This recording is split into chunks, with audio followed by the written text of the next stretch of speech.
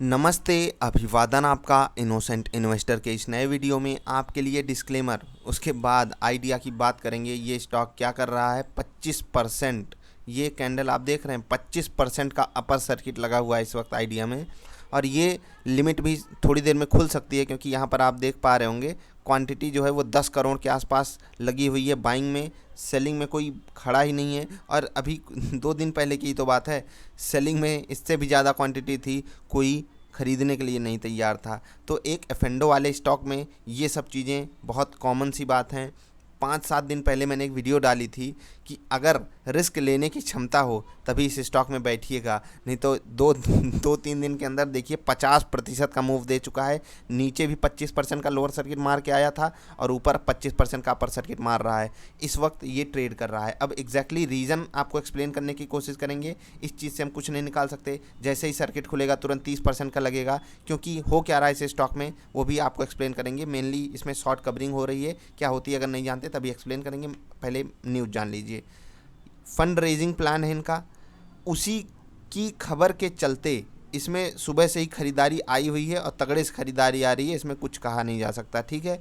तगड़े से खरीदारी आ रही है, वो इसमें कोई दो राय नहीं है कि सिर्फ इसी न्यूज़ के पे ये चीज़ चल रही है। अब आगे कुछ सिचुएशन बन रही है, वो भी आपको एक्सप्लेन करना चाहेंगे क्यों आपको यहाँ पर कूद फांद के खरीदारी नहीं करनी है। अब इनके भाई हैं, ये कुछ चचेरे भाई हैं, भारती एयरटेल। ये जब सुप्रीम कोर्ट की न्यूज़ आई, भयंकर मूव इनमें ऊपर की तरफ आया, आइडिया में नीचे की तरफ आया था। यहाँ पर आप देख लीजिए, ये मूव आइडिया में नीचे की तरफ आया था और एयरटेल में यही मूव ऊपर की तरफ आया था। ये ऊपर के लेवल पे सस्टेन नहीं कर पाए और इसमें गिरावट चालू हो गई। देखिए ये भी बड़ा स्टॉक है थोड़ा सा, ठीक है, लार्ज कैप है, तो यहाँ पर गिरावट कम होती है, स्टेबल स्टॉक है। लेकिन अगर कंपैरिजन करेंगे वहाँ से, वाइस वर्सा चल रहा है।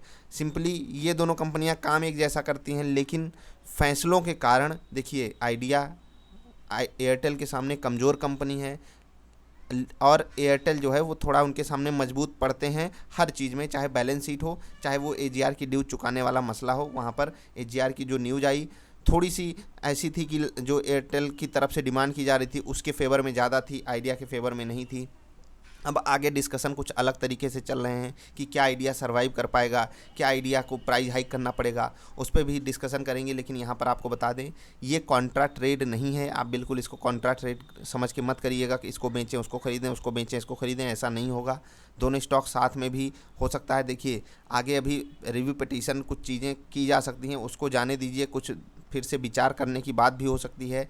आगे चल के चेंजेस भी आ सकते हैं।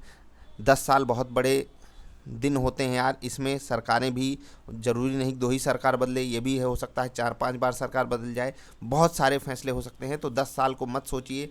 अभी की सिचुएशन क्या बन रही है वोडाफोन आइडिया के लिए, वो थोड़ा सा एक्सप्लेन करने की कोशिश करेंगे। इस 25% के मूव को आप ऐसे मत देख लीजिए कि ये हमसे मिस हो गया। और हाँ यार, एक चीज़ बात ज़रूर करना चाहेंगे, बहुत सारे लोग इस पैनिक में बेच देते हैं, इसीलिए मैं समझाता हूँ ना, आप लोगों को ऐसे स्टॉक में नहीं रहना है जहाँ की आप वोलाटिलिटी बर्दाश्त ना कर पाओ। बहुत सारे लोगों ने ऐसा बोला कि हमको लगा कि बहुत बुरी न्यूज़ आ गई है, अभी परसों की बात है, हाँ परसों की ही तो बात है, आई थी क्वेरीज कि हमको लगा कि हम 9 रुपये पर निकल जाएं, 8 रुपये पर निकल जाएं, क्योंकि ये स्टॉक तो अब लगभग बहुत नीचे चला जाएगा। ऐसा लोगों को लगा, ऐसा मीडिया में हाइप भी क्रिएट कर दी जाती है और बड़े बड़े मीडिया चैनल्स ये न्यूज़ चलाते हैं, बहुत बुरी खबर, ऐसा हो गया वैसा हो गया, और इसी कारण ये सारी सिचुएशन बनती है। पहला कारण, ये स्टॉक की जो मार्केट कैप है वो कम है, दूसरी चीज़ एफेंडो में है, तीसरी चीज़ रेट इसका बहुत कम है। इन तीनों कारण से इस स्टॉक में भयंकर वोलाटिलिटी होती है। आप सोच भी नहीं सकते 3 दिन में कोई स्टॉक 50% का मूवमेंट ऊपर नीचे कर दे, बहुत बड़ी चीज़ होती है यार जो स्टॉक एफेंडो में है। और इस चीज़ को थोड़ा सा ध्यान में रखना चाहिए यार, ऐसे स्टॉक्स को एफेंडो से बाहर ही निकाल देना चाहिए, इनको एफेंडो बैन में रखना चाहिए। फिर भी ये ट्रेडर्स का फेवरेट है, बड़े प्लेयर्स इसी में रिटेल इन्वेस्टर का पैसा छीन लेते हैं। रिटेल इन्वेस्टर को सस्ता रेट देखकर इसमें माल खरीदना होता है, नीचे जब वो बेच देता है तो बड़ा प्लेयर ले लेता है, इतना ऊपर रेट आ चुका है। अब आप लोगों में से बहुत सारे लोग ये पूछ रहे होंगे कि इसका फ्यूचर प्राइस प्रेडिक्शन क्या है। कुछ नहीं कहा जा सकता यार, ये शॉर्ट कवरिंग कहाँ तक जारी रहेगी हम और आप नहीं कह सकते। इसमें फंडामेंटली ये प्राइस मूवमेंट आता ही नहीं है। ये जो न्यूज़ आई थी इतनी भी बुरी नहीं थी, 25% आइडिया गिर जाए, सब कुछ धीरे धीरे होता। इवन 10 साल का समय भी दिया गया था, 10 साल बहुत हैं बिरला जी के लिए यार। देखो 2 ग्रुप मिलकर काम कर रहे हैं और कंपनी ने अभी हार नहीं मानी है, वो फंड रेजिंग की बात कर रहे हैं। इनको हो सकता है कहीं से इन्वेस्टमेंट भी मिल जाए आगे चलकर, ठीक है, सिचुएशन हो सकता है इनके फेवर में भी हो।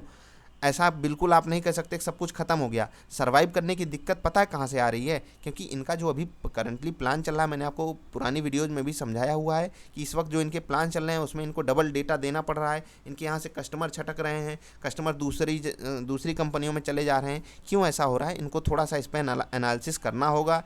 हो सकता है इनकी सर्विस में कोई कमी आ गई हो सकता है इनकी स्पीड में कोई कमी आ गई हो, कुछ तो गड़बड़ हो रहा है, इसीलिए कस्टमर छोड़ के जा रहा है। सिचुएशन ऐसे ही नहीं बनती है। देखिए प्लान सबका एक जैसे ही है। एयरटेल और इनका प्लान अगर आप कंपेयर करेंगे तो लगभग डिट्टो रेट पे मिलते हैं, ठीक है। तो क्यों लोग आइडिया छोड़ के एयरटेल में जा रहे हैं? आप भी तो एनालाइज करो। और अगर लंबे समय के लिए होल्ड ही करना है तो कोई ऐसा स्टॉक ढूंढो जहाँ पर आपको क्लैरिटी नज़र आए। यहाँ पर क्लैरिटी अभी के लिहाज से तो बिल्कुल भी नहीं है यार। कहाँ रेट जाएगा ना हम प्रिडिक्ट कर सकते हैं ना कोई कर सकता है। बस टेक्निकल लेवल्स हम आपको बता सकते हैं। ये बहुत बड़ा ब्रेकआउट लेवल पे यहाँ इसको क्लोजिंग मिल रही है। ये लेवल इसके लिए बहुत बड़ा लेवल है। देखिए यहाँ पर जो इसको क्लोजिंग मिल रही है ये इसके लिए सच में बहुत बड़ा लेवल है। अगर आप जाकर हिस्टोरिकल डेटा थोड़ा सा चेक करेंगे, हम आपको दिखा देते हैं वीकली कैंडल पे। आप ये लेवल जब आप देखेंगे वीकली कैंडल पे थोड़ा सा इशू आ रहा है, आप 1 मिनट देखिएगा। जी हाँ, अब हम आ चुके हैं वीकली कैंडल पे। आप यहाँ पर देख पा रहे होंगे ये लेवल इसके लिए कितना बड़ा है। एक बार ये कोशिश किया था जून में इसको तोड़ने की, यहाँ पर इसको बहुत तगड़े सेलिंग प्रेशर का सामना करना पड़ा था। उसके बाद फिर से देखिए यहाँ पर एक पैटर्न बनाकर ऊपर जाने की कोशिश कर रहा है। आज हो सकता है यहीं पर क्लोजिंग मिलेगी इसको 25% का, हो सकता है सर्किट ना टूटे।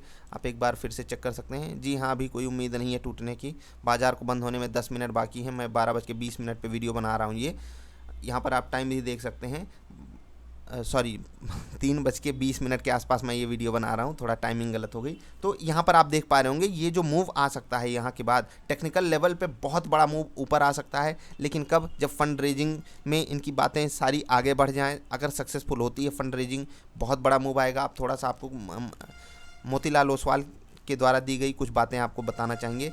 यहाँ पर आपको ये देखना होगा, the company may require a huge round of price hike along with a capital raise to offset the gap. ये गैप किस चीज़ का बता रहे हैं? देखिए गैप इस चीज़ का है कि इनकी इनकम कितनी आ रही है, उनको खर्चा कितना करना पड़ेगा। इसके बीच का जो गैप है वो कहाँ से भरा जा सकता है? It would have to take off 22% price hike to manage the funding requirement. पहली चीज़ 22% की फंडिंग 22% का इनको प्राइस हाइक चाहिए। यानी कि जो प्लान आज 700 का मिल रहा है वो हो सकता है आपके लिए 850 का प्लान हो जाए। समझ रहे हैं ना?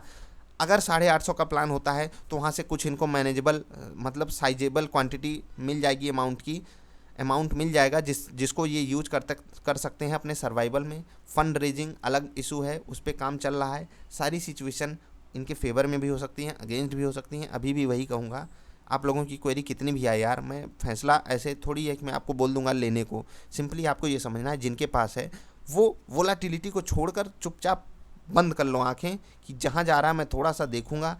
अगर जो चीज़ मुझे समझ में आ रही, जैसे आप हाई रिस्क टेकर हो, जितने भी लोग हो, अगर नए लोगों को घुसना है वो उनकी अपनी चॉइस है यार। जिनके पास है स्टॉक, कुछ लोग पूछते हैं, कुछ लोग जुड़े हुए हैं वो भी पूछते हैं, तो उनको सिंपल सी सलाह है कि आप जब 25-30% पा जाओ ऐसे स्टॉक में, एक बार प्रॉफिट बुक करने के बारे में सोचो। कोई 15 पे सोचेगा, कोई 20 पे, कभी 25 पे। और 25-30% जाए तो आपको पैनिक नहीं क्रिएट होना चाहिए। और ऐसा भी नहीं है कि आप वहाँ एवरेज करने लगो, बिल्कुल बैठे रहो, बहुत बड़ा फंड मत लगाओ और इस रोलर कोस्टर राइड का थोड़ा इन्जॉयमेंट लेते रहो। अब फंड रेजिंग की जो बात हो रही है इस पर मैं थोड़ा सा आपको कुछ और क्लैरिटी देना चाहूँगा।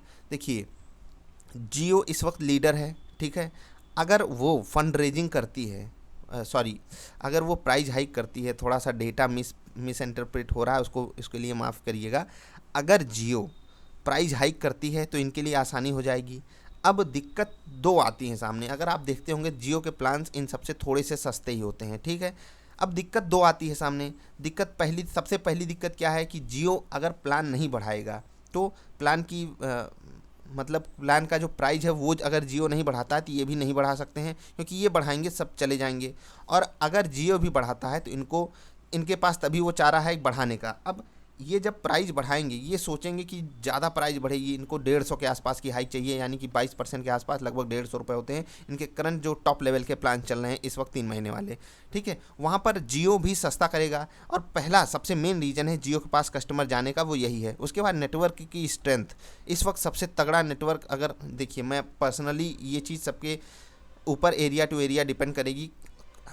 कई केसेस में हैंडसेट के ऊपर भी डिपेंड करता है। पर्सनली मुझे इस वक्त सबसे बेहतरीन नेटवर्क एयरटेल का मिलता है, उसके बाद जियो का मिलता है, उसके बाद BSNL का मिलता है और तब आइडिया का मिलता है। आप सोच सकते हैं आइडिया इस वक्त, मैं पर्सनली अपनी बात कर रहा हूँ, सकता है आपके यहाँ बिल्कुल एग्जैक्टली अपोजिट सिनारियो हो। तो ये सारी सिचुएशन अगर ज़्यादा केसेस में हैं, इसीलिए इनके यहाँ से कस्टमर जा रहे हैं। इस चीज़ को अगर ये संभाल पाए तो इनके लिए अच्छा होगा। फंड रेजिंग हो गई तो और अच्छा होगा, प्राइस हाइक मिल गया तो वो और अच्छा होगा, सोने पे सुहागा। ये तीनों सिचुएशन इनके फेवर में होनी चाहिए, तभी ये कंपनी सर्वाइव कर पाएगी। ये मेरे तरफ से आपको सलाह है। इन्वेस्टमेंट फ्रेश मैं नहीं कर रहा हूँ, ना आपको बिल्कुल सलाह देता हूँ। जिनके पास पोजीशन है वो प्रॉफिट बुक करने की बात सोच सकते हैं 20, 25, 30% पे। ऐसा मत ढूंढिए कि आपके लिए बहुत बड़ा मल्टी बैगर बनेगा। मल्टी बैगर के कुछ अलग क्राइटेरिया होते हैं। इतना ज़्यादा उधार लेकर कोई स्टॉक मल्टी बैगर नहीं बनता है। बिल्कुल आपको साफ साफ सख्त चेतावनी। मिलेंगे फिर से यार किसी अच्छी वाली वीडियोज़ में। थोड़ा उधारी वाली कंपनियों को मल्टी बैगर मानना बंद करो। मूवमेंट बड़ा आ सकता है लेकिन वो मल्टी बैगर नहीं बन सकते। ठीक है, मिलेंगे फिर से, तब तक के लिए हंसते खेलते रहिए यार। वीडियो देखने के लिए आपका बहुत बहुत आभार, धन्यवाद।